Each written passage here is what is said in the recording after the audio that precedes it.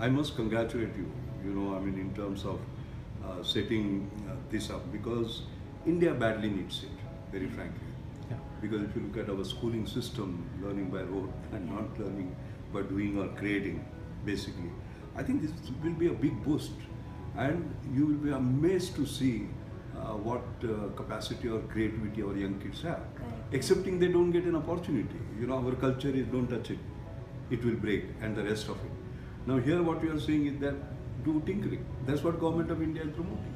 Yeah, yeah. Like if you see the Atal Innovation Mission, setting up tinkering labs is fundamental as a matter of fact. True. So it's not just about tinkering, about creating something which will be new and which will finally find a market. I think that's right. It's all about doing by your own hands, as a matter of fact.